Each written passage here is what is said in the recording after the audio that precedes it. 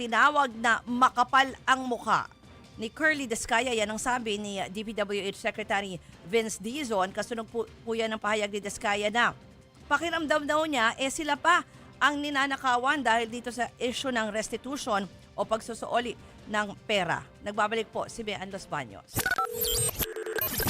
Please explain this to me like I was in grade. Na para bang ninakawan. Ganyan daw ang pakiramdam ng contractor na si Curly Descaya nang sabihan siyang ibalik muna ang pera ng gobyerno para raw isailalim siya sa Witness Protection Program ng Department of Justice. Para sa akin po, parang kami po ang nanakawan. Parang ibig sabihin, parang modern day na pagnanakaw, ibig sabihin yung nakaw ba? Siya pa ang magbibigay ng pera dun sa ninakawan niya, parang ganun.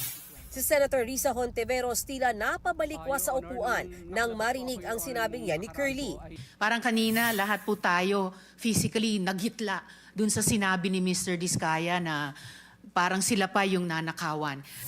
Pati si DPWH Secretary Vince Dizon na bad trip. Medyo makapal din naman talaga ang mukha nitong si Curly Descaya. No? Kitang-kita namin lahat ang ebidensya laban sa kanila. Tapos ang lakas pa ng loob niya magsabi, sila pa ang ninakawan.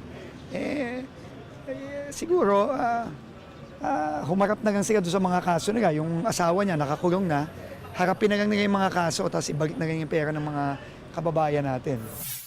Nauna naman nang sinabi ng DOJ na hindi na requirement ang restitution o pagsauli ng nakaw na yaman para ma-qualify sa WPP. Pero kailangan daw malaman kung ang mga nalalaman ng mag-asawang Descaya ay suportado ng mga ebidensya bago sila ipasok sa Witness Protection Program.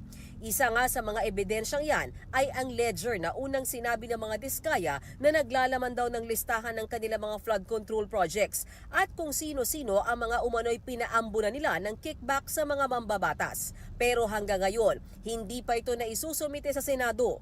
I-submit yung ledger na sinabi ni Ms. Descaya noon, meron sila ng mga proyekto pati joint venture projects mula 2016 hanggang 2022. Ako hindi nagtataka bakit hindi tinatanggap sa Witness Protection Program itong mga Descaya.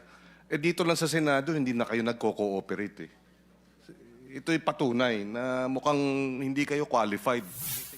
Nagbabalita mula sa Frontline, Mean Los Baños, News 5. Mga kapatid, ako po si Ruth Cabal. Dito tayo sa totoo, dito tayo sa True FM. Mag-follow at mag-subscribe din po kayo sa aming social media accounts at True Network PH. Diyan po yan sa aming X na dating Twitter, sa FB, sa Instagram, sa YouTube, sa TikTok at sa mga podcasts. At syempre, tutok din po kayo sa Signal True TV Channel 19.